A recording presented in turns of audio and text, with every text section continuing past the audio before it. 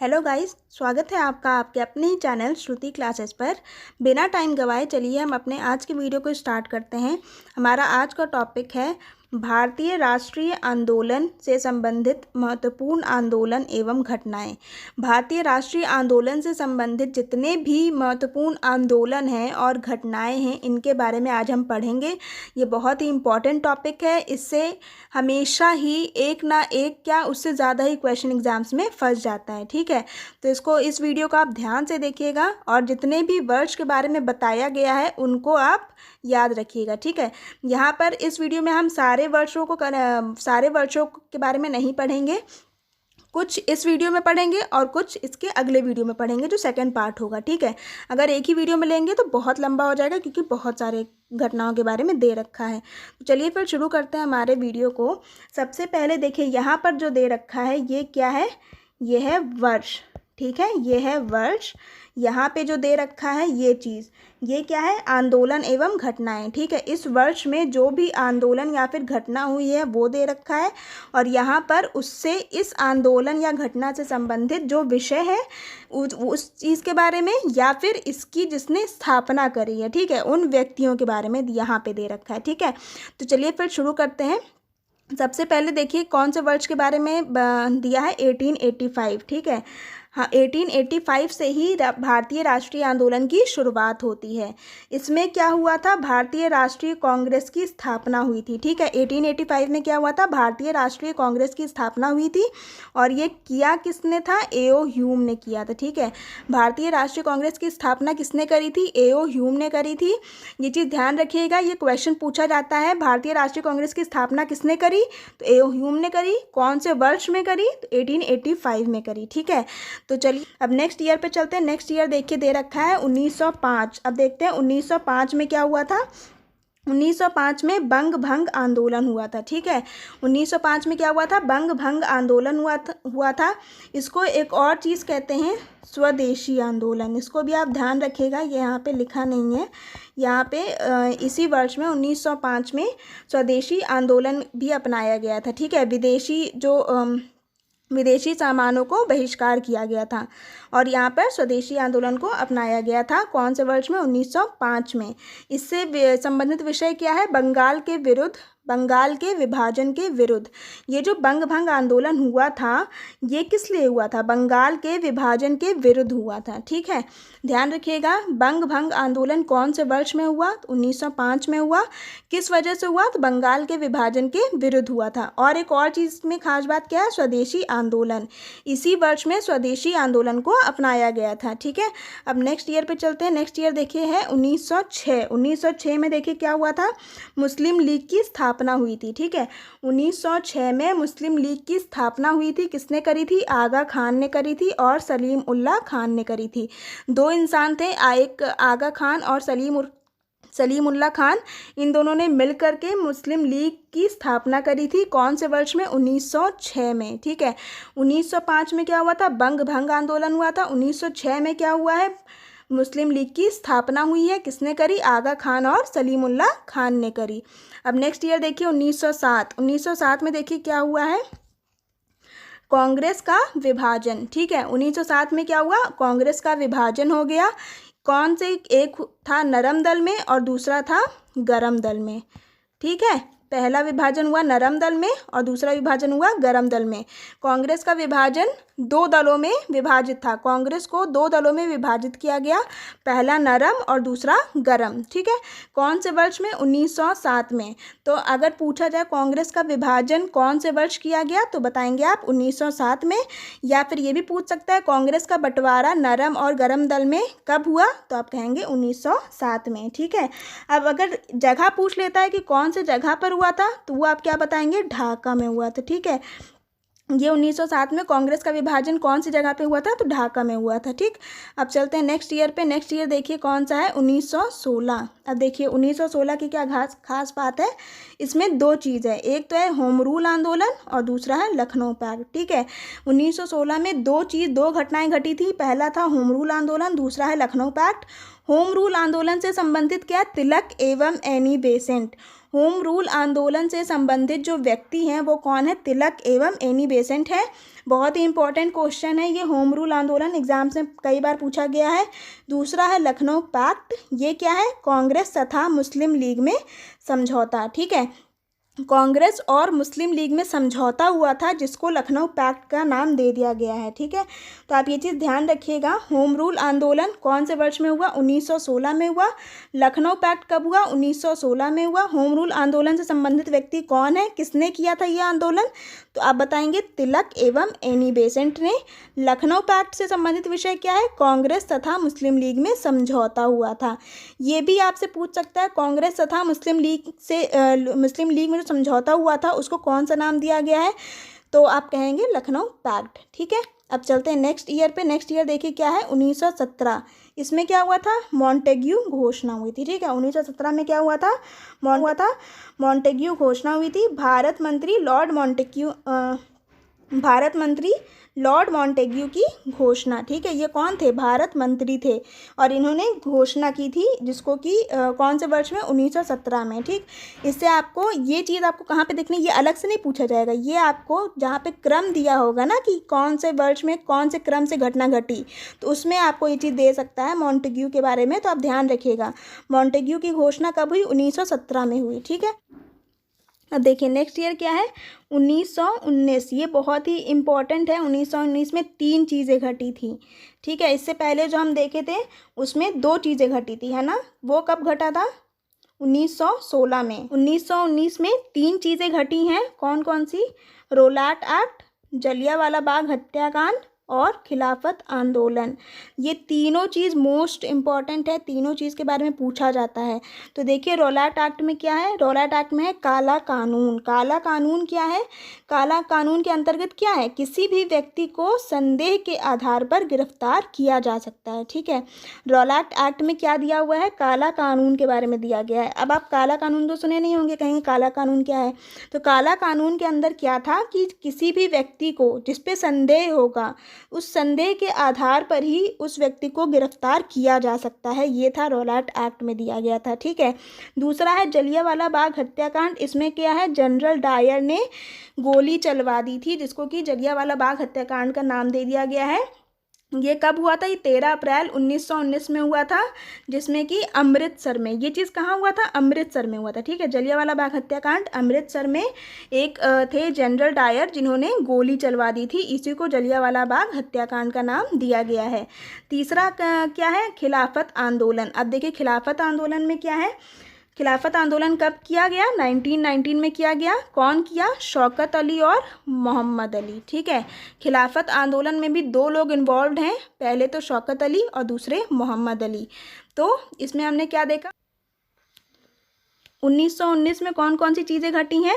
सबसे पहले तो रौलैट एक्ट हुआ है। रौलैट एक्ट में क्या दिया है? काला कानून के बारे में दिया गया है जिसमें कि किसी भी व्यक्ति को संदेह के आधार पर गिरफ्तार किया जा सकता है। दूसरा है जलियांवाला बाग हत्याकांड। इसमें क्या था? जनरल डायर थे जिन्होंने अमृतसर में गोली चलवा दी थी जिसमें कई लोग की मौत हो गई थी, इसको जलियांवाला बाग हत्याकांड का नाम दिया गया है। तीसरा है खिलाफत आंदोलन। इसमें कौन लोग इन्वॉल्व हैं? शौकत अली और मोहम्मद अली। ठीक है, शौकत अली और मोहम्मद अली ने ही खिलाफत आंदोलन करी थी। कौन से वर्ष में? 1919 में। ठीक, अब चलते हैं नेक्स्ट ईयर पे। नेक्स्ट है देखिए 1920। इसमें भी देखिए 3 चीज़ें घटी गई हैं। पहला है हंटर कमेटी की रिपोर्ट प्रकाशित हुई थी। दूसरा है कांग्रेस का नागपुर अधिवेशन। तीसरा है असहयोग आंदोलन का आरंभ। ठीक है, इसमें देखिए क्या है? पहला तो है 1920 में क्या क्या हुआ था? 3 चीज़ें हुई थी। हंटर कमेटी की रिपोर्ट प्रकाशित हुई थी। अब इसमें क्या दे रखा है? जलियांवाला से संबंधित। ये जो हंटर कमेटी की रिपोर्ट जो प्रकाशित हुई थी इसमें क्या था? ये किससे रिलेटेड था, किससे संबंधित था? तो ये जलियांवाला बाग जो हत्याकांड हुआ था उसी से संबंधित ये रिपोर्ट की हंटर कमेटी की रिपोर्ट प्रकाशित हुई थी। ठीक है, दूसरा कांग्रेस का नागपुर अधिवेशन। इसमें क्या हुआ था? असहयोग आंदोलन का प्रस्ताव पारित हुआ था। ये असहयोग आंदोलन भी मोस्ट इम्पॉर्टेंट है। यहाँ पर असहयोग आंदोलन का प्रस्ताव पारित हुआ था। कहाँ पर? कौन से अधिवेशन में? तो कांग्रेस के नागपुर अधिवेशन में। ठीक है, इसके बाद असहयोग आंदोलन का आरंभ हो गया। किसने किया ये असहयोग आंदोलन का आरंभ? महात्मा गांधी ने किया। मोस्ट इम्पॉर्टेंट है ये, एग्जाम्स में कई बार पूछा गया है। सबसे पहली बात तो असहयोग आंदोलन का प्रस्ताव कब पारित हुआ, और दूसरा कि असहयोग आंदोलन का आरंभ कब हुआ। तो दोनों एक ही वर्ष में हुआ है। कब? 1920 में। किसने किया है? महात्मा गांधी जी ने किया है। कौन से अधिवेशन में का है ये? तो कांग्रेस का नागपुर अधिवेशन है, जिसमें कि असहयोग आंदोलन का प्रस्ताव पारित किया गया था। ठीक है, अब ये तो उतना नहीं इम्पोर्टेंट है, ये नहीं पूछा जाता उतना, हंटर कमेटी का रिपोर्ट। लेकिन ये जो असहयोग आंदोलन है ये हमेशा most of the time exam से पूछा जाता है, तो ध्यान रखिएगा। असहयोग आंदोलन का प्रस्ताव पारित या फिर उसका आरंभ कब हुआ? 1920 में हुआ। किसने किया? महात्मा गांधी ने किया। कौन से अधिवेशन में? कांग्रेस का नागपुर अधिवेशन है ये। ठीक है, अब देखिए 1922 के बारे में। इस वर्ष क्या हुआ था? इस वर्ष चौरी चौरा कांड हुआ था। ठीक है, 1922 में चौरी चौरा कांड हुआ था। इसमें क्या है? असहयोग आंदोलन को स्थगित कर दिया गया था। आंदोलन को स्थगित कर दिया गया, रोक दिया गया। कौन से जिले में? गोरखपुर जिले में। ठीक है, ध्यान रखिएगा, ये असहयोग आंदोलन को स्थगित किया गया गोरखपुर जिले में। इसको कौन सा कांड दिया गया, कौन सा नाम दिया गया? चौरी चौरा कांड दिया गया। ठीक है, तो अगर ये पूछता है कि चौरी चौरा कांड के अंतर्गत क्या था, तो आप कहेंगे असहयोग आंदोलन को स्थगित किया गया था। कौन सी जगह पर? गोरखपुर जिले में। कौन से वर्ष में? 1922 में। ठीक है, ईयर पे चलते हैं। नेक्स्ट ईयर देखिए है 1923। अब 1923 में क्या हुआ था ये देखते हैं। स्वराज पार्टी की स्थापना। 1923 में स्वराज पार्टी की स्थापना हुई थी। ये किसने किया था? मोतीलाल नेहरू एवं चित्तरंजन दास। मोतीलाल नेहरू और चित्तरंजन दास ने स्वराज पार्टी की स्थापना करी थी 1923 में। ठीक है, तो स्वराज पार्टी की स्थापना में 2 लोग इन्वॉल्व थे। कौन कौन थे? मोतीलाल नेहरू थे और दूसरे चित्तरंजन दास थे। इन दोनों का नाम ध्यान रखिएगा। इन दोनों ने मिलकर स्वराज पार्टी की स्थापना करी थी। कौन से वर्ष में? 1923 में। ठीक है, अब नेक्स्ट पे चलते हैं। नेक्स्ट देखिए है 1924। 1924 में देखते हैं क्या हुआ है। Hindustan Republican association. 1924 में क्या हुआ है?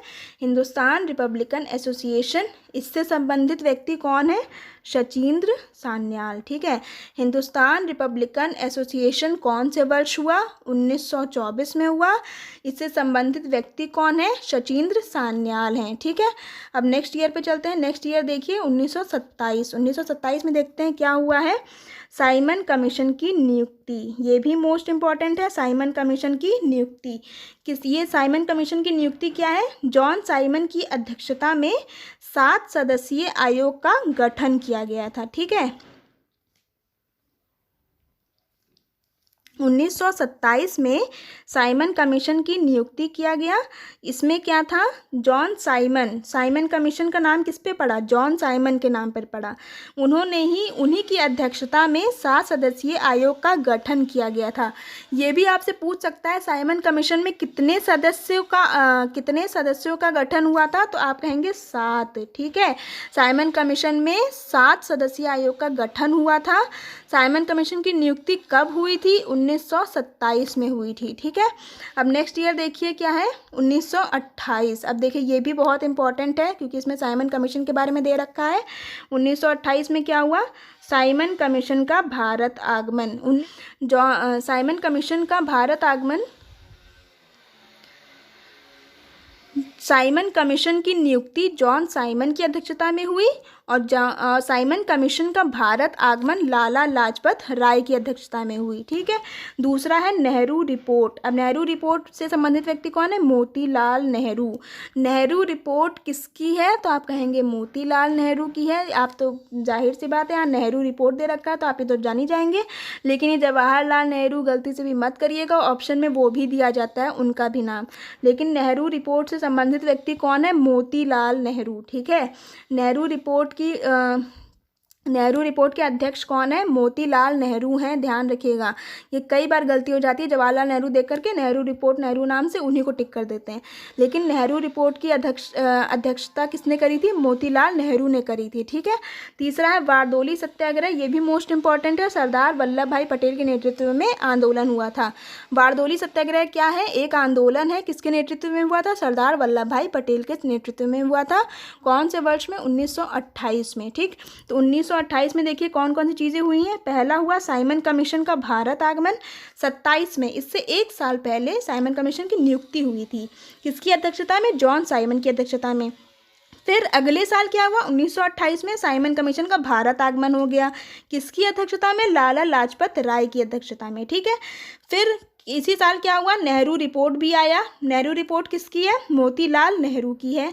फिर तीसरी चीज़ क्या है? वारदोली सत्याग्रह। वारदोली सत्याग्रह में क्या है? सरदार वल्लभ भाई के नेतृत्व में आंदोलन हुआ था, उसी को वारदोली सत्याग्रह का नाम दिया गया है। ठीक है, ये आपने देख लिया। 1928 में भी 3 चीज़ों के बारे में बताया गया है। अब नेक्स्ट देखते हैं 1929। इसमें क्या हुआ था? 1929 में लाहौर षड्यंत्र केस, मोस्ट इम्पॉर्टेंट। देखिए पहले एक चीज़ तो ये हुई थी, लाहौर षड्यंत्र केस, और दूसरा क्या हुआ था? कांग्रेस का लाहौर अधिवेशन। ठीक है। अब लाहौर के बारे में अगर पूछा जाए तो आप ये वर्ष ध्यान रखिएगा, 1929। लाहौर षड्यंत्र केस या फिर कांग्रेस का लाहौर अधिवेशन कौन से वर्ष में हुआ? 1929 में हुआ। लाहौर षड्यंत्र केस में कौन कौन इन्वॉल्व था? तो आप देखेंगे भगत सिंह और बटुकेश्वर दत्त द्वारा ब्रिटिश असेंबली में बम फेंकना। इस केस में क्या हुआ था? भगत सिंह और बटुकेश्वर दत्त, इन दोनों के द्वारा ब्रिटिश असेंबली में बम फेंका गया था। ठीक है, इसी को नाम दिया गया लाहौर षड्यंत्र केस। फिर दूसरा है कांग्रेस का लाहौर अधिवेशन, इसमें पूर्ण स्वाधीनता का प्रस्ताव रखा गया था। ठीक है, कांग्रेस के लाहौर अधिवेशन में पूर्ण स्वाधीनता का प्रस्ताव रखा गया था। कौन से वर्ष में? 1929 में। तो यहाँ पर सिर्फ 2 ही खास बात है। पहला तो लाहौर षड्यंत्र केस हुआ था, इससे जुड़े व्यक्ति कौन कौन है? भगत सिंह है और बटुकेश्वर दत्त है। इनका नाम भले ना पूछा जाए एग्जाम में, लेकिन भगत सिंह के नाम बारे में पूछ लिया जाता है। ठीक है, कि लाहौर षड्यंत्र केस में कौन इन्वॉल्व था, तो आप कहेंगे भगत सिंह। क्या हुआ था इसमें? ब्रिटिश असेंबली में बम फेंका गया था। दूसरा है कांग्रेस का लाहौर अधिवेशन, इसमें क्या हुआ था? पूर्ण स्वाधीनता का प्रस्ताव रखा गया था। कौन से वर्ष में? 1929 में। ठीक है, देखिए अब नेक्स्ट है 1930। इसमें देखते हैं इसमें कौन कौन सी घटना घटी है। 1930 में सबसे पहले तो स्वाधीनता दिवस की घोषणा की गई। ठीक है, इससे पिछले साल में यानी कि 1929 में क्या हुआ था? पूर्ण स्वाधीनता का प्रस्ताव रखा गया था। फिर अगले साल 1930 में क्या हुआ? स्वाधीनता दिवस की घोषणा कर दी गई। कब की गई? 2 जनवरी को की गई। ठीक है, 2 जनवरी 1930 में स्वाधीनता दिवस की घोषणा की गई। कौन सी घोषणा थी ये? कि 26 जनवरी को स्वाधीनता दिवस के रूप में मनाने की घोषणा की गई थी। ठीक है, ये कहा गया था कि 26 जनवरी को स्वाधीनता दिवस के नाम से भी जाना जाएगा। तो 26 जनवरी को हम क्या करते हैं? सिर्फ गणतंत्र दिवस के नाम से नहीं जानते हैं, बल्कि इसको स्वाधीनता दिवस के नाम से भी जानते हैं। ठीक है, अब दूसरा है नमक सत्याग्रह। इसमें देखिए क्या है? साबरमती आश्रम से डांडी नमक बनाकर नमक कानून का उल्लंघन करना। नमक सत्याग्रह में क्या था? साबरमती आश्रम से डांडी, ये याद रखिएगा, साबरमती आश्रम से लेकर डांडी तक नमक बनाकर नमक कानून का उल्लंघन किया गया था। इसको कौन सा नाम दिया गया? नमक सत्याग्रह नाम दिया गया। ठीक है, फिर तीसरा है सविनय अवज्ञा आंदोलन। ये भी इम्पॉर्टेंट है, सविनय अवज्ञा आंदोलन।